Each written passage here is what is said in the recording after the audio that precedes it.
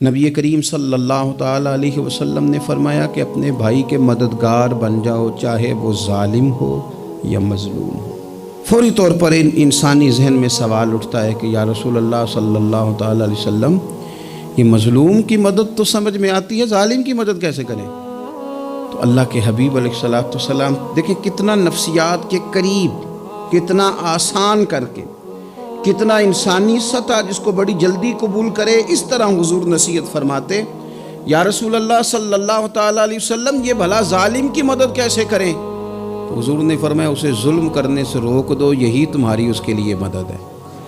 تم اسے سمجھاؤ کہ یہ بات غلط ہے، تم اسے کہو کہ تم زیادتی پر ہو، تم اسے کہو کہ تم غلط بات پہ اڑ گئے، تم اسے سمجھاؤ کہ جس رستے کے تم مسافر بنے ہو یہ رستہ ٹھیک نہیں ہے، یہ تمہاری مدد ہوگی اس کے لیے۔ تم اپنے دوست کو، بھائی کو، عزیز کو، رشتہ دار کو قائل کرو کہ وہ غلط کام نہ کرے، یہ تمہاری مدد ہے اس کے لیے۔ تم مددگار بن گئے اپنے اس بھائی کے۔ اچھے لوگوں کی صحبت، اچھے لوگوں کے پاس اٹھنا بیٹھنا۔ آج کل اس کا ترجمہ اور بھی کیا جا سکتا ہے کہ اچھے لوگوں کو سننا، اچھے لوگوں کی بات پر توجہ دینا۔ ہمارا نا ایک مزاج ہے ذائقہ بدلنے کا، یعنی یہ طبیعت بڑی انوکھی ہے لوگوں کی، کہتے ہیں یہ تو بات روز سنتے ہیں، کوئی انوکھی بات نہ سنیں، اس چہرے کو تو روز دیکھتے ہیں، کوئی انوکھا چہرہ نہ دیکھیں۔ لیکن درویش کیا کہتے ہیں پاہمیں سونے ملن ہزارہ، آسان نہیں یار بٹونا۔ او بھائی یہ مطلب سنو تو صحیح جی فلانا کیا کہہ رہا ہے۔ او بھائی خدا کے بندے پہلے تو اپنوں کی تو سن لے، وہ تو سمجھ لے، اس پر تو تھوڑا سا تو غور کر لے۔ ہم اس طرح الجھ جاتے ہیں اور قصداً الجھاؤ پیدا کرتے ہیں، ادھر بھی تھوڑا گئے، ادھر بھی تھوڑا گئے، اتنی بھی تھوڑی سنی، ٹھیک ہے، یہاں تو آپ پھر اتنا وقت رکھتے ہوں کہ سب کی بات سنیں اور اتنی صلاحیت رکھتے ہوں کہ اس کو پرکھ بھی سکیں، اور آپ اپنی ذہنی سطح پہ لا کے پھر صحیح کو صحیح کہنے کی طاقت رکھتے ہوں، غلط کو غلط کہنے کی اور جاننے کی صلاحیت رکھتے ہوں، تو آپ یہ کام کریں۔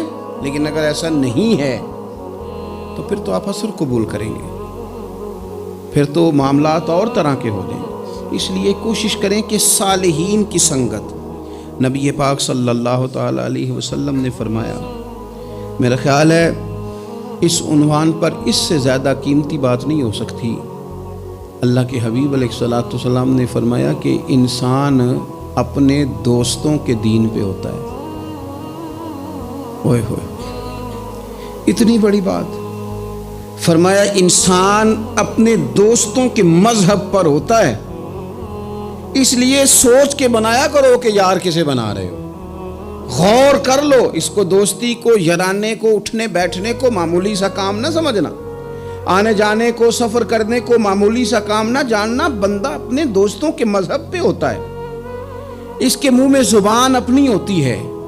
اکثر لوگ ایسے ہوتے ہیں ان کے منہوں میں زبان اپنی ہوتی ہے، لفظ اپنے نہیں ہوتے، وہ جملے کسی اور کے بول رہے ہوتے ہیں۔ اس کا مطلب یہ ہوتا ہے کہ وہ سارا اثر قبول کر چکے ہیں کہ جو انہیں یہاں تو راہ حق پہ لے گیا ہے، اور اگر جس کا وہ اثر لے رہے تھے بندہ غلط تھا تو وہ انہیں غلط ترک پہ لے گیا ہے۔ ایک بات خواجہ حسن بصری کی، اللہ اکبر، صحیح لوگ چل رہے ہوتے ہیں، کسی درویش کے عقیدت مند ہوتے ہیں، تربیت پا رہے ہوتے ہیں، رستہ صحیح چل رہا ہوتا ہے، لیکن وہ مطلب فٹافٹ ایک کوئی شخص بیچ میں گھستا ہے اور آگے کہتا ہے نہیں میں تجھے بتاتا ہوں معاملہ تو کچھ اور ہے۔ وہ بالکل سڑک پہ صحیح چل رہے، اب انہوں نے غلطی کیا کی، انہوں نے ہر چمکنے والی چیز کو سونا سمجھ لیا، انہوں نے ہر اجلی چیز کو طیب جان لیا۔ حضرت خواجہ حسن بصری فرماتے ہیں بروں کی صحبت میں نہ بیٹھنا، بروں کی صحبت تجھے اچھوں سے بدگمان کر دے گی، وہ تیرے ذہن میں اچھوں کے بارے میں۔ حضرت پیر چنن شاہ صاحب رحمۃ اللہ تعالیٰ علیہ، آل مہار شریف والے، حضرت پیر چنن شاہ صاحب رحمۃ اللہ علیہ کے پاس نا ایک نوجوان آیا تو پیار ہو گیا، وہ بیٹھنے لگا، طریقت سیکھنے لگا۔ وہ لوگ بھی بڑے خالص تھے، انہیں مریدوں کی صورت میں طاقت نہیں چاہیے ہوتی تھی، بلکہ انہیں مریدوں کی صورت میں وہ لوگ چاہیے ہوتے تھے جو ان کا پیغام آگے پہنچائیں، جو ان سے وہ سیکھیں جو وہ سکھا کے انہیں دیندار بنانا چاہتے ہیں۔ تو بچہ بیٹھ گیا، حضرت بھی بڑا ہی پیار کرنے لگے، اسے دین سمجھانے لگے۔ تو اس کے والد صاحب پیچھے سے آئے اور آ کے کہنے لگے پتر چل گھر چلیے۔ کہنے لگے جی ابا جی اور میں تے نہیں جانا، میں تے اتھی رہنا ہے۔ کہنے لگا پتر چل میں بڑے پیر ویکھے نے۔ تو بیٹا بیٹھتا تھا نا صحبت میں تو کچھ میٹھی باتیں اور خوبصورت جملے اسے بھی سمجھ میں آ گئے تھے۔ کہنے لگا ابا جی تساں تے بڑے ویکھے نے، تانوں نہیں نہ کسے ویکھیا۔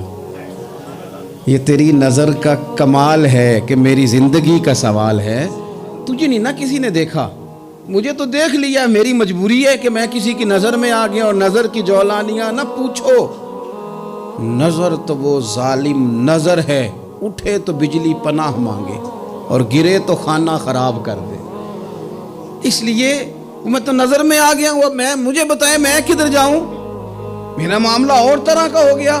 تو عزیز دوست آپ یہ دیکھیں کہ آپ کسی صالح بندے کی صحبت میں جا رہے ہیں اور یکدم ایک شخص آیا ہے، اس نے آ کے سارا معاملہ روک دیا۔ بروں کی صحبت اچھوں سے بدگمانی پیدا کرتی۔ آپ کے دوستوں کا ٹھیک ہونا بڑا ضروری ہے، حلقہ احباب کا درست ہونا بڑا ضروری۔ آپ نے تھوڑا سا بھی جس کے ساتھ سفر کرنا ہے نا، اس بندے کا بھی ٹھیک ہونا بڑا ضروری ہے، ورنہ انسانی ذہن میں بعض لوگ ایسے سوالات چھوڑ دیتے ہیں کہ وہ سوالات نہیں ہوتے، وہ وسوسے ہوتے ہیں۔ وہ تو ایک جملہ کہہ کے گزر گیا اور انسان ہے کہ وہ لڑتا رہا، جد و جہد کرتا رہا۔ مجھے بڑی اچھی طرح بات یاد ہے، میں اپنے احباب میں سے سمجھ لیں یا بہن بھائیوں میں سے نہ کسی کے ساتھ کو تھوڑا بہت خیر کا کام کرتا تھا اپنی توفیق کے مطابق۔ تو ایک دن میں دوبارہ سے اسی سلسلے میں اپنی خدمت کے لیے حاضر ہوا تھا، تو میں واپس لوٹا تو ایک صاحب مجھ سے کہنے لگے کنا کچھ تو سائیں پار چاڑا ہے،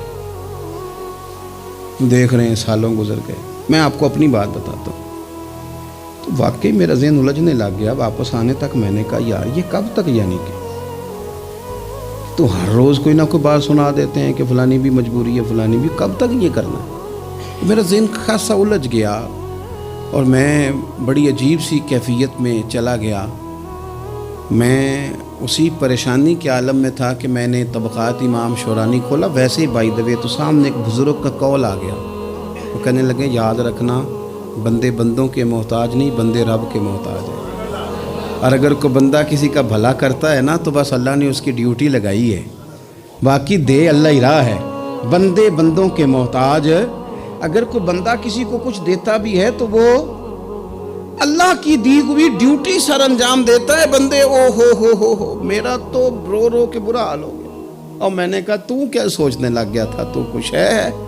میں مسکین پرانا خادم، کسے در ملی نہ ٹوئی، واصف یار نے نظر جو کی تھی تے واصف ہی ہوئی۔ وہ پتہ سارا ہے نا سردار نو کیتیاں دا، اے دا پردہ چپایا ہی چلو بھلا ہو سی۔ الجھے نہیں، لوگ الجھا دیں گے آپ کو، چھوٹی سی بات کریں گے آپ الجھ نہیں، آپ کہیں گے اوہ میری وجہ سے چل رہا، تیری وجہ سے کچھ بھی نہیں چل رہا، کچھ بھی نہیں تیری وجہ سے چل رہا۔ بڑے بڑے تھے جو قبروں میں لیٹ گئے، ہوئے نامور بے نشاں کیسے کیسے، اور زمین کھا گئی نوجوان کیسے کیسے۔ کہاں میرے بھائی کسی کی وجہ سے نہیں، یہ نظام میرے رب کا ہے اور میرے مالک کی قدرت سے چل رہا ہے، یہ نبی کریم علیہ السلام کی نگاہ کرم سے چل رہا ہے۔ اس لیے الجھے نہیں، آپ کو لوگ الجھائیں گے، کہیں گے کب تک جی آپ تو فلانا تو بس ایسے ہوگا، نہ الجھے نہیں، کبھی نہیں الجھے۔ سنیں، ہمارے ارد گرد کے حلقہ یا احباب کا ٹھیک ہونا اتنا ضروری ہے، اتنا ضروری ہے کہ داتا گنج بخش علی اجوی رحمت اللہ علیہ فرماتے ہیں کہ مکہ معظمہ میں ایک شخص طواف کعبہ کر رہا تھا۔ بڑے سارے لوگ کہہ دیتے ہیں دعا میں یاد رکھنا، دعا میں یاد رکھنا، تو وہاں نا اپنی طلب اتنی زیادہ ہوتی ہے کہ وہ بندہ مطلب خزانے کے سامنے کھڑا ہے تو وہ کہتا ہے یہ بھی اپنے لیے لے لوں، یہ بھی اپنے لیے لے لوں، یہ بھی اپنے لیے لے لوں۔ ہوتے ہیں کچھ لوگ جن کو مطلب جو نظروں سے ہٹتے نہیں تو بندہ ان کے لیے دعا کرتا ہی رہتا ہے، لیکن زیادہ نہیں، میں آپ کو صحیح کہہ رہا ہوں، کم لوگ ہوتے ہیں، کم لوگ ہوتے ہیں۔ آج ہم جاتے ہیں بڑا مشکل سے سفر کر کے حرم شریف میں، لیکن بڑی آسانیاں، جہاز کا سفر ہے، بہت ساری آسانیاں۔ تو ایک بندہ 6 ماہ سال پیدل اس نے سفر کیا اور حرم شریف پہنچا، وہاں اس نے دعائیں مانگنی، اب اسے کوئی اور یاد آتا ہے؟ وہ تو بھائی خرچ ہو گیا، اس کا تو وجود تھکن سے چور ہو گیا۔ لیکن داتا صاحب رحمۃ اللہ علیہ فرماتے ہیں اس شخص کا حال یہ تھا کہ وہ حج کرنے گیا، جتنی بار بھی دیکھا نا کعبے کا طواف کر رہا ہے، غلاف پکڑا ہے، اور کیا پتہ کیا آ رہا ہے؟ یا اللہ میرے دوستوں کو ٹھیک کر دے، یا اللہ میرے دوستوں کی اصلاح کر دے، یا اللہ میرے دوستوں پہ فضل فرما دے، یا اللہ جو میرے ارد گرد رہنے والے ہیں انہیں اپنا قرب دے دے، ان کا رستہ آسان کر دے۔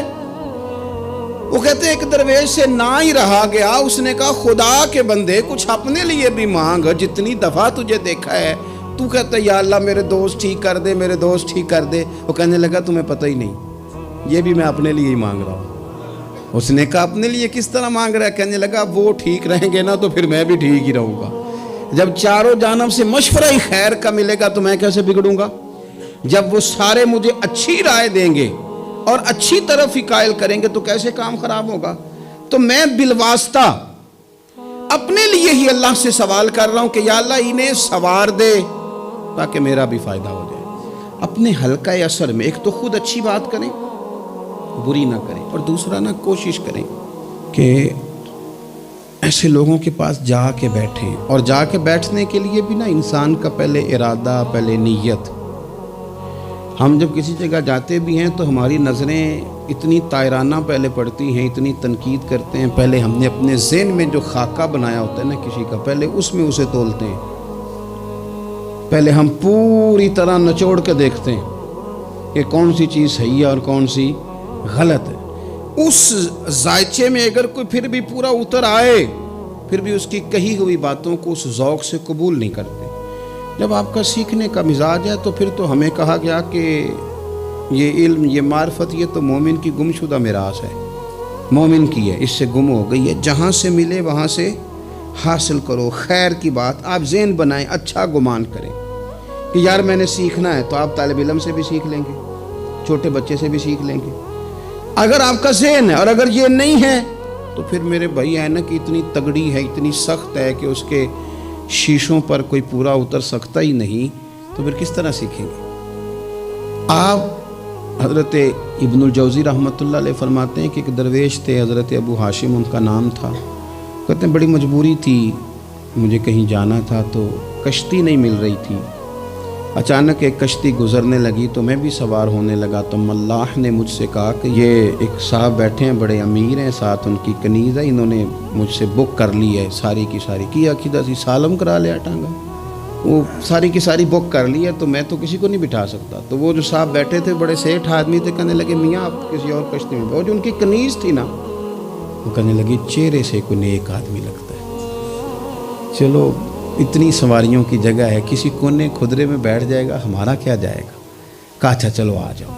کہتے میں کونے میں بیٹھ گیا، تھوڑا رستہ آگے گیا، انہوں نے کھانے کا سامان نکالا، مجھے بھی کھلایا، لیکن کھاتے کھاتے میری نظر پڑی تو اس میں تو شراب کے برتن بھی تھے معاذ اللہ۔ پھر اس شخص نے کھانا کھانے کے بعد اس کنیز سے کہا کہ مجھے معاذ اللہ گانا سناؤ۔ وہ گانے گانے لگی، یہ میری طرف متوجہ ہونے لگا، مجھے کہنے لگا سنو، میں نے کہا میں یہ نہیں سنتا۔ پھر میری طرف شراب بڑھائی، میں نے کہا میں نہیں پیتا، تو کہنے لگا تو کیا سنتا ہے، تو کیا سنتا ہے؟ تو کہنے لگے میں سناؤں کیا سنتا ہوں؟ کہا سنائیے۔ فرماتے میں نے قرآن پاک پڑھنا شروع کر دیا۔ کچھ لوگ، میں آپ کو یقین سے کہتا ہوں، کچھ لوگ ایسے ہیں جن کی زندگی دور گزر گئی ہے مسجد سے، انہیں کو بندہ چاہیے جو تھوڑا سا جا کے پیغام حق سنائے۔ یعنی ان کو پتہ ہی نہیں ہے کہ دین میٹھا کتنا ہے، حسین کتنا ہے، قرآن میں چاشنی کتنی، سرکار کی تعریف کا، نعت خوانی کا رنگ کتنا شاندار ہے۔ میرا یہ ماننا ہے کہ جسے رب رسول کے رنگوں کی خوشبو کا پتہ چل گیا نا، پھر دنیا کا کوئی اور رنگ اسے اپنی طرف مائل کر ہی نہیں سکتا، سوال ہی پیدا نہیں ہوتا۔ کچھ لوگوں نے سونگا نہیں ہے، آئے نہیں ہیں، قریب نہیں آئے۔ تو شیخ ابو ہاشم کہتے ہیں مجھے کہنے لگا سناؤ نا، امیر آدمی تھا، کبھی اس طرف گیا ہی نہیں تھا، ڈھیروں لوگ ہیں جو نہیں مسجد جاتے۔ الہاکم التکاثر حتی زرتم المقابر، اللہ فرماتے ہیں کہ تمہیں دولت کی ہرس نے اتنا عجیب الجھا دیا کہ قبروں تک پہنچ گئے تم۔ بہت سارے لوگ ہیں قبر میں چلے جاتے ہیں، مسجد میں نہیں آتے۔ تو کہتے ہیں میں نے اسے چند آیتیں سنائیں، اس کی تو کیفیت ہی بدل گئی۔ کہنے لگا مولانا زندگی بڑی گناہوں میں گزری ہے، اب توبہ کر لوں تو مالک معاف کر دے گا؟ کارنامے خطرناک ہیں، پیچھے رجسٹر کالا سیاہ، معافی ہو جائے گی۔ دولت بڑی تھی تو پھر ہم نے بھی شراب کباب شباب میں اڑا دی ساری، معاف کر دے گا؟ تو کہتے ہیں میں نے کہا ہو بندے کے آنے کی دیر ہے، اس کی رحمت تو فوراً ہی قبول کر لیتی ہے۔ ویسے بھی عدل کریں تے تھر تھر کمبڑ، اونچیاں شانہ والے تجھے فضل کریں تے پھر تے بخشے جامن میرے جے منہ کالے۔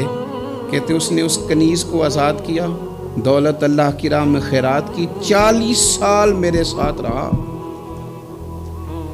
پھر میں نے اس کی زبان سے سوائے خیر کے جملہ نہیں سنا۔ ایک کی بات کرتا تھا، کہتا تھا شیخ کاش آپ مجھے تھوڑا پہلے مل جاتے، زندگی سے یہ گلہ ہے کہ تو ذرا دیر سے ملا ہے، پہلے مل جاتے نا تو شاید میری زندگی کچھ اور دن بن جاتے، تھوڑی دیر اللہ والے کی صحبت۔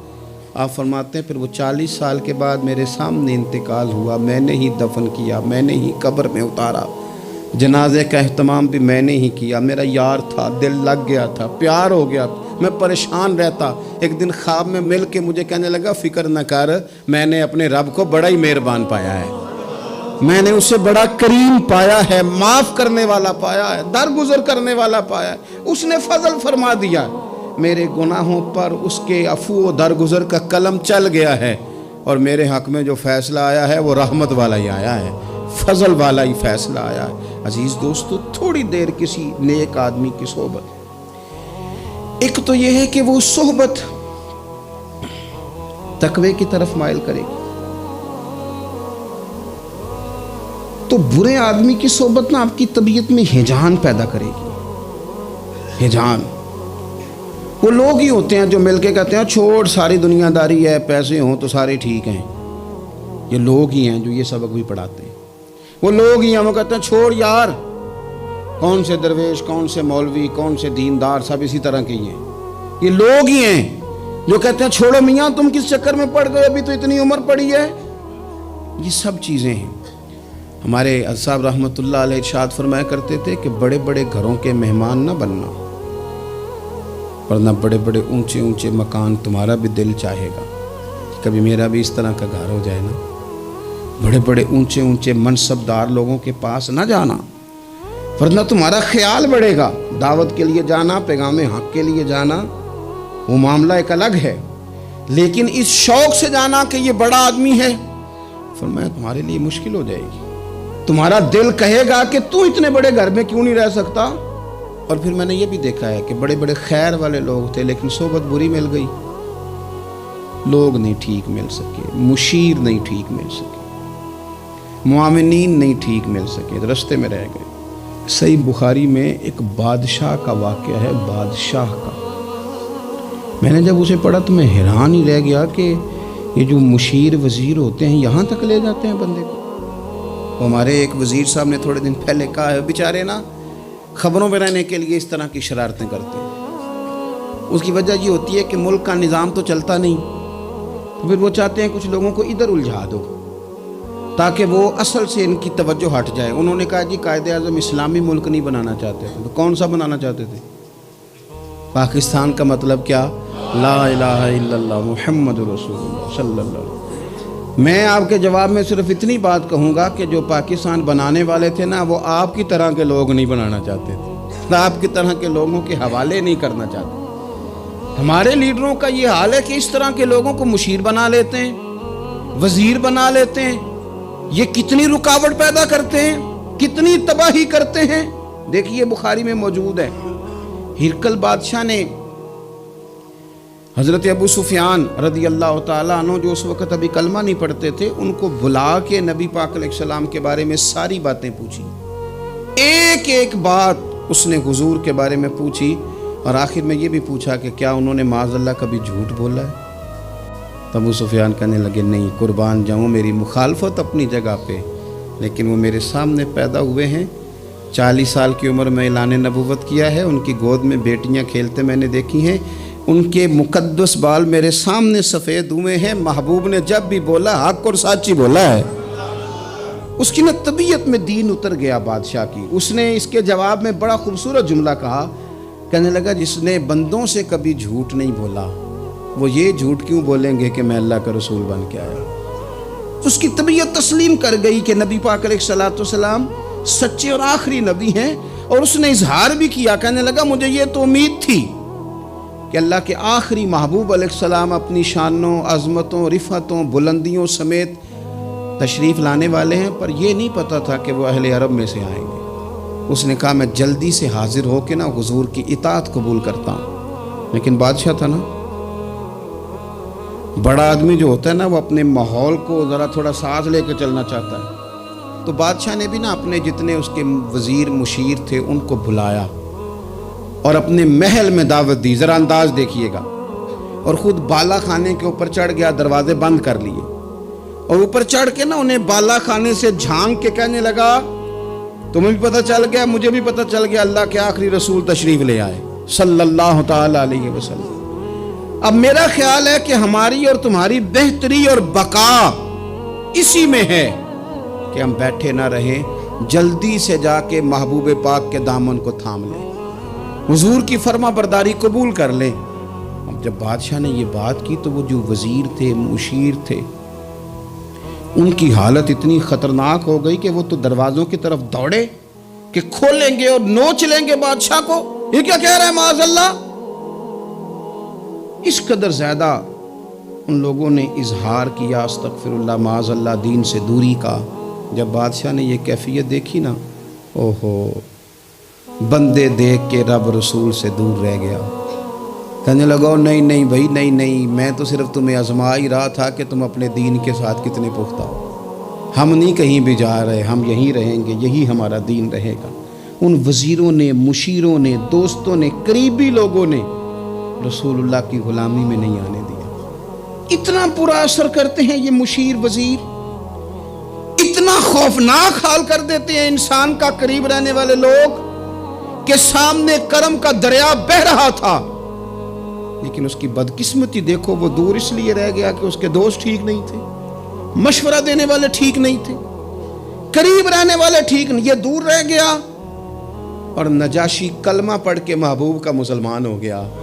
اور حضرت عائشہ صدیقہ فرمایا کرتی تھی نجاشی وہ خوش قسمت مسلمان ہے کہ جب وہ دنیا سے گیا تو اس کی قبر سے بھی نور نکلا کرتا تھا. اس نے نہیں بادشاہ دیکھی، غلامی کی رسول کریم. اور اس نے اپنے مشیروں پر لوگ تو یہاں تک بری صحبت اثر کرے گی کہ وہ دین سے دور لے جائے گی. اور ایک تو ہے دین کے قریب آنا. یہ جو بات آخر میں کرنے لگا ہوں نا، یہ زیادہ توجہ طلب ہے. جو لوگ کہتے ہیں نا میرا دل نہیں بدلتا، جو لوگ کہتے ہیں میری کیفیت نہیں بدلتی، ذوق نہیں آتا، تو یہ حدیث بتاتی ہے کہ ذوق بھی کوئی خاص صحبت میسر آئے تو پھر ہی قائم رہتا ہے. وہ جو محبوب علیہ السلام نے فرمایا نا کہ اللہ کا بندہ وہ ہے جسے دیکھو تو رب یاد آ جائے. خاص لوگ ہوتے ہیں جن کی صحبت میں بیٹھنے سے انسان کا دل اللہ سے جڑتا ہے، رسول اللہ صلی اللہ علیہ وسلم سے جڑتا ہے، دین پر عمل کرنے کو طبیعت چاہتی ہے. ایسے لوگوں کی صحبت کتنی مفید ہے وہ ہمیں اس حدیث سے عکس کرنا ہے. حضرت حنظلہ رضی اللہ تعالیٰ عنہ اور مرکز وفا اور اس امت کے ادب اور عشق میں استاد حضرت ابو بکر صدیق رضی اللہ تعالیٰ عنہ، یہ دونوں حضور کی بارگاہ میں گئے. انداز کا اختیار کیا، کہنے لگے یا رسول اللہ صلی اللہ علیہ وسلم ہمارے دل کی تو کیفیات دو قسم کی ہیں. حضور جب ہم آپ کے پاس ہوتے ہیں نا، جنت اور دوزخ کا ذکر سنتے ہیں، ہمیں یوں لگتا ہے جنت اور دوزخ ہماری آنکھوں کے سامنے. دل کے اندر فوراً جذبات ابھر آتے ہیں کہ اب ہر خیر کا کام کرنا ہے، اب جنت ہی کی طرف مائل ہونا ہے. ہماری قلبی کیفیات، ہماری باطنی کیفیت بدل جاتی، نور نالا نور ہو جاتا ہے سارا کچھ. لیکن حضور جب ہم آپ کی بارگاہ سے اٹھ کے گھر جاتے ہیں، بال بچوں کے پاس جاتے ہیں، تو پھر وہ حال نہیں رہتا. یا رسول اللہ صلی اللہ علیہ وسلم یہ کیا ہے؟ تو محبوب نے کیا فرمایا؟ آپ یقین کریں جو اہل طریقت اور تصوف ہے نا، یہاں ان کی روحیں مچل جاتی ہیں. حضور فرمانے لگے حالت ایک طرح کی نہیں رہتی، ہاں اگر تمہاری وہی حالت رہے جو تمہاری میرے پاس ہوتی ہے، اگر کیفیت باطنیہ وہی رہے جو میری بارگاہ میں ہوتی ہے، تو فرمایا تم بستروں میں موجود ہوں اور فرشتے آ کے تم سے سلام کریں. تم ابھی رستوں میں ہو اور فرشتے تم سے ملاقات کریں. اگر تمہاری کیفیت وہ بن جائے جو یہاں ہوتی ہے, اگر تم اسی پر جم جاؤ, وہی حالت ہو جائے, تو پھر تو فرشتے گویا آئیں تمہاری زیارت کے لیے, تمہاری ملاقات کے لیے فرشتے آئیں. اگر کیفیات بدل جائیں کسی اللہ کے بندے کی بارگاہ میں بیٹھ کر, تو پھر اس کیفیت کو برقرار رکھنے کی کوشش کی جائے. اگرچہ حضور نے فرما دیا کہ کیفیات ایک جیسی نہیں رہتی, اور چلو میرے بھائی تھوڑی دیر کے لیے ہی صحیح, جتنی صحبت میسر آئے. شاید اسی لیے امام اعظم ابو حنیفہ رحمۃ اللہ علیہ کی عمر 60 سال سے زیادہ تھی. تو کسی نے پوچھا حضور کتنی عمر ہے؟ فرمایا عمر ہے 3 سال. حضرت آپ تو علم, عمل, روحانیت, معرفت کے شاہ سوار ہیں, تو ساری داڑھی سفید اور آپ کہہ رہے ہیں 3 سال. فرمانے لگے عمر وہی 3 سال ہے جو امام جعفر صادق کی خدمت میں گزر گئی. وہ کیفیات جو ان کی بارگاہ میں رہتی تھیں, وہ انداز جو ان کی بارگاہ میں رہتا تھا, جو ان کے پاس ہوتا تھا, وہ پھر کہیں اور میسر. ہر مشکل دی کنجی یارو ہاتھ مرداں دے آئی, اور مرد نظر کرے جس ویلے, اوئے ہوئے, مرد نظر کرے جس ویلے, مرد نظر کرے جس ویلے, پھر مشکل رہے نہ کائی. وہ جو کیفیات ہے نا اس وقت کی, کوئی رب کا بندہ ملے اور انسان اس کی صحبت میں بیٹھ کے اپنے رب کو یاد کرے, رسول کریم کی محبت میں مچلے, تو پھر وہ لمحے اتنے قیمتی ہیں کہ وہ زندگی سنوارنے کے لیے کافی ہو سکتے ہیں. اللہ کریم اچھی صحبت نصیب فرمائے. آخر دعوایا ان الحمد.